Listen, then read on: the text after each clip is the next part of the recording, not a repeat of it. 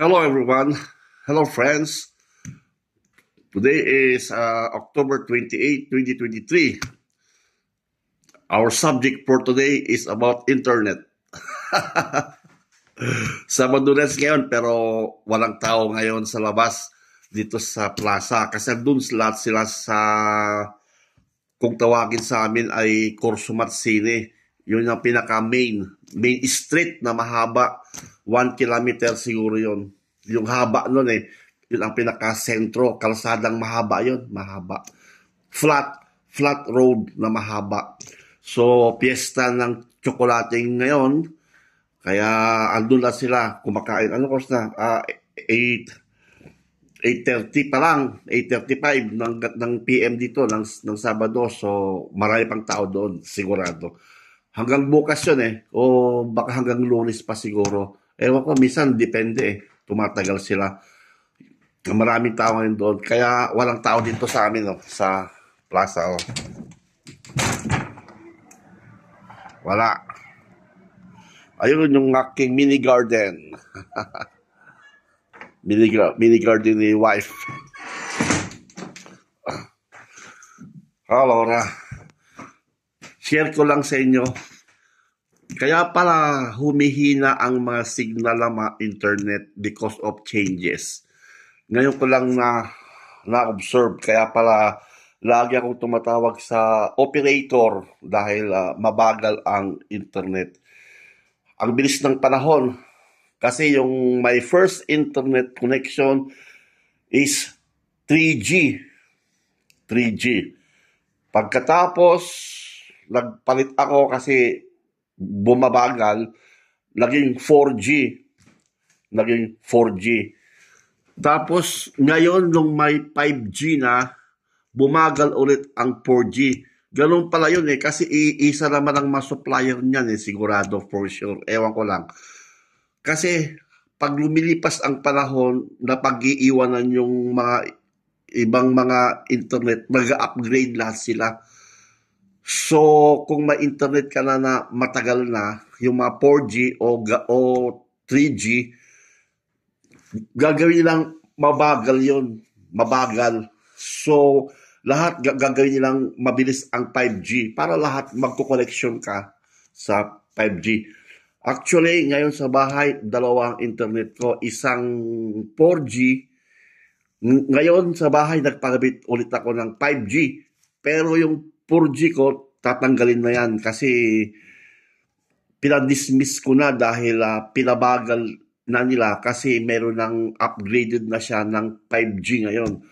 So, dati mabilis yan. Pero nung lumabas ng 5G, hanggang ngayon, bumabagal.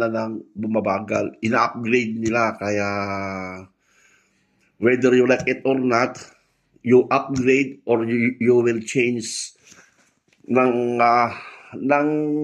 awag mo dito, ng yung supply mo ng internet. So sa akin, pinatanggal ko na yung 4G ko. So mayroon pa siyang 1 month daw bago nila tatanggalin. So magbabayad pa ako nung excess ko sa month. Yung 5G ko ngayon, ikinunik ko na lahat yung mga TV, ikinunik ko na lahat yung mga printer, mga computer. Nahirapan nga ako i-planogram ko lahat Buti nga yung anak ko, babae, medyo magaling. Pati si Alexa, i-planogram din ulit kasi nawala na yung mga password, may mga password yan, nawala na lahat. Kaya, sakit sa ulo magpalit ng panibagong account, panibagong nakalimutan na lahat Kaya ngayon, inilista ko lahat yung mga password tsaka mga account. Kasi pagpapalit yun din pala ang account mo. Pero, i-upgrade mo siya. Pero yung account mo, yung pa rin yun, pati yung password. Pag nakalimutan yung password mo, yari ka. Kaya dapat pala isulat mo lagi ang account at saka yung password. So, papakita ko sa inyo ang 4G at saka ang 5G. Iba.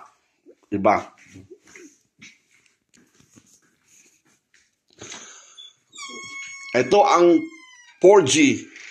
Ito. Active pa siya ngayon. May isang buwan pa ako dito na palugit na exist ko. Kaya active pa to ngayon. Magagamit ko pa to ngayon sa ano. Pero hindi ko na siya ginagamit kasi medyo mabagal. Ito ang 4G. 4G. Ito ngayon ang bago ngayon. Fibra. Pero hindi na bago kasi marami ng mga gumamit noon dito Napaghuhulian ako, lahat ng mga kaibigan ko dito, mga kapitbahay namin, puro 5G. Ako lang ang naiwan sa 4G kasi loyal ako dyan. Loyal ako kung saan ako nakano, kaso nga lang hindi naman nila in-upgrade, kaya napilitan ako na umalis at nagpalit ako lang bago kong tawag mo dito, yung tekniko, yung provider, internet provider. Ito lang bago kong internet, yan. Yan. Yan. Papakita ko sa inyo kung paano ang bilis nito. Tingnan mo. Yan. Yan ang 5G. 5G na router. Yan. Yan. Mayroon pa siyang maliit. Yan. May maliit siya, oh. Yan. Diyan ko na pinakabit dito sa dito sa koridor, dito ko na pinakabit kasi baka para umabot doon sa kwarto ng anak ko ito yung kwarto ng anak kong babae. Ito. Nagtago yung anak ko. Ayun yung kwarto ng anak kong lalaki. Ito.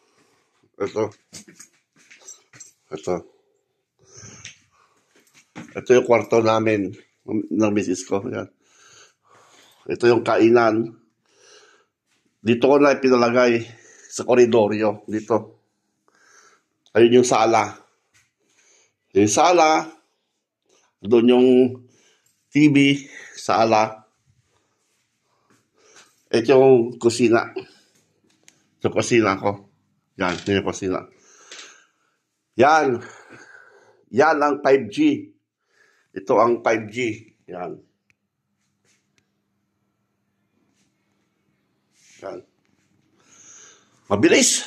Mabilis. Grabe. Yung mga pinapanood kong mga vlogs, saka mga film, kanina sinubukan ko na sus, bilis. Ayos.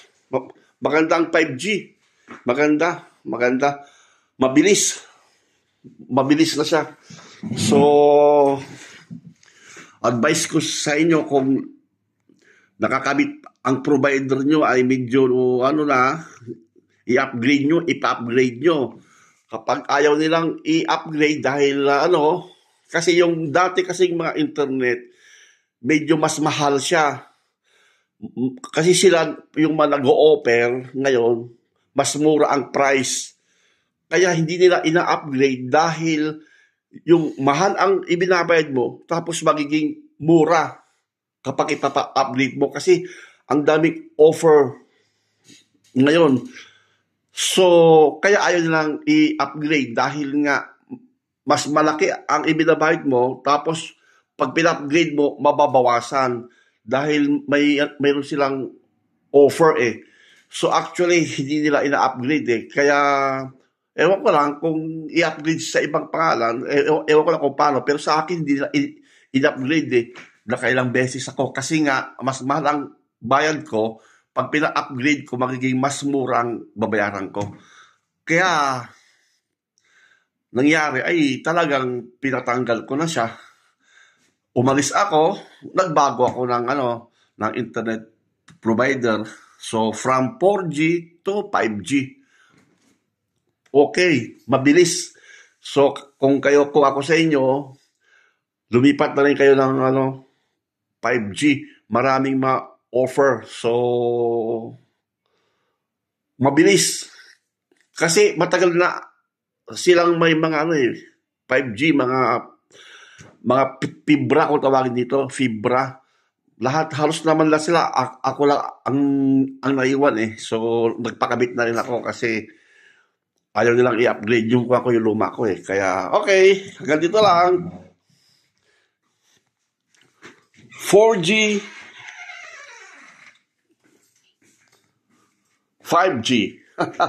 Mas malaki na siya oh. Mas malaki na siya. Okay. Bye-bye.